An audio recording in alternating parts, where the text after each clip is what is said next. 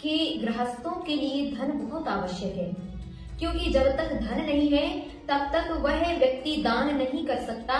जब तक अगर धन नहीं है तो वह व्यक्ति विशेष रूप से धर्म के अनुष्ठान भी नहीं कर सकता। इसका तात्पर्य कि पहले धन चाहिए, और वो धन आए कैसे। अनेक लोग इस बात के लिए पूछते हैं, माता जी घर में पैसा कैसे आए, अथवा पैसा आता है वह रुके कैसे। कई लोगों का मानना है कि वह पैसा रुकता नहीं है, अनेक अनेक निमित्तों से वह खर्च हो जाता है। जितना हम कमाते हैं उससे अधिक गंवाना पड़ता है। अगर आप चाहते हैं कि मेरे घर में पैसा आए, धन आए और वह पैसा रुके भी, तो उसके लिए कुछ ऐसे टिप्स हैं, कुछ ऐसी क्रियाएं हैं। अगर आप उन क्रियाओं को करते हैं, उन बातों को ध्यान रखते हैं, तो आपके घर में धन की भी वृद्धि होगी, सुख की भी समृद्धि होगी। अब आप पूछेंगे कि जल्दी से बता दो वह कौन सी टिप्स हैं। तो पहली बात कि जब भी भगवान के सामने जाप करें तो जाप करते समय इस उंगली का प्रयोग करें, जिसके लिए मध्यमा कहा जाता है।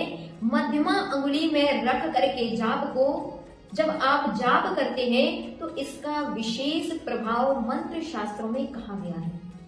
यह बात मैं नहीं कह रही, हम उन बातों के लिए मंत्र शास्त्रों के अनुसार बता रहे हैं कि अगर आप मध्यमा उंगली से जाप करते हैं तो आपके घर का कोष, धन का कोष वृद्धिंगत होता है।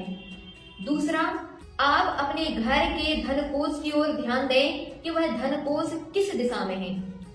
अगर वह पूर्व अथवा वायव्य दिशा की अपेक्षा किन्हीं अन्य दिशाओं में है तो आपके घर में पैसा रुकेगा नहीं, आएगा लेकिन वह पैसा रुकेगा नहीं, अनेक अनेक निमित्तों से खर्च हो जाएगा। इसलिए धन का कोष अर्थात तिजोरी का स्थान पूर्व अथवा वायव्य दिशा में होना चाहिए।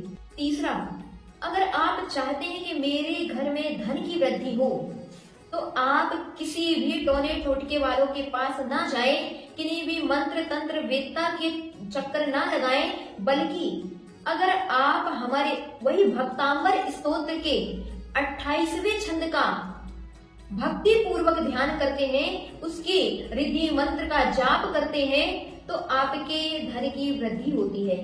क्योंकि वह 28वें नंबर का जो काव्य है वह धन वृद्धि में एक प्रबल निमित्त है। अतः अगर आप चाहते हैं कि मेरे घर की धन कोष बढ़े तो प्रतिदिन 28वें काव्य को 21 दिन तक 27 बार प्रातःकाल शुद्ध वस्त्रों में पढ़ें, और उसके उपरांत रिद्धि और मंत्र की जाप भी शुद्ध वस्त्रों में उत्तर दिशा की ओर मुख करके करें।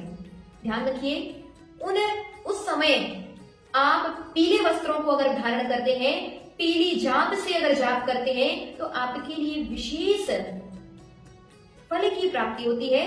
तो इस बात का ध्यान रखेंगे।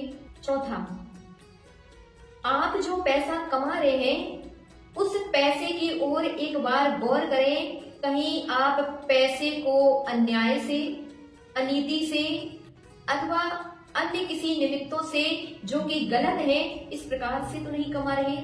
अगर ऐसा पैसा है आपका तो वह पैसा टिकेगा नहीं। अतः पैसा भले ही कम कमाएं, अन्याय और अनीति से पैसा अगर आप कमाते हैं तो वो पैसा नहीं टिकता। इस बात का भी ध्यान रखें कि जब भी पैसा कमाएं अन्याय और अनीति से न कमाएं। हमारे शास्त्रों में क्योंकि कहा गया है कि अन्याय और अनीति का पैसा फलता नहीं है, बल्कि 10 वर्ष के बाद वह अपने आप समाप्त हो जाता है।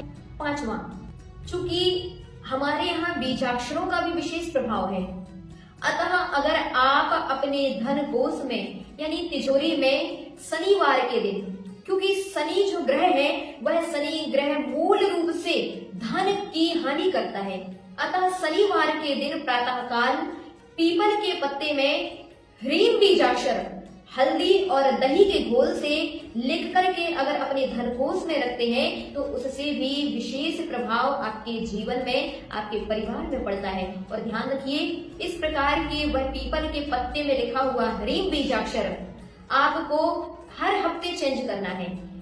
अगले शनिवार को वह पत्ता आपको अलग कर देना है और पुनः दूसरे पीपल के पत्ते में ह्रीम बीजाक्षर लिख करके आपको पुनः अपनी तिजोरी में रखना है। यह मिथ्यात्व के अनुसार नहीं बोल रहे, यह भी हमारे मंत्र शास्त्रों के अनुसार है, क्योंकि बीजाक्षर भी विशेष सिद्धि कारक होते हैं। बीजाक्षरों की विशेष महिमा होती है। जब आप ह्रीम बीजाक्षर को अपने कोष में रखते हैं तो आपका धन का कोष वृद्धिंगत होता है, इसमें किसी भी प्रकार की शंका नहीं है। अतः जो भी यह क्रियाएं हमने 5 जो तरीके बताए हैं, अगर आप इन 5 तरीकों को, यद्यपि हम ये कहेंगे मांगो मत, लेकिन अगर आप इन 5 तरीकों को करते हैं तो आपके बिना मांगे भी आपके लिए बहुत कुछ मिलता है। अतः इन बातों का अवश्य ध्यान रखें।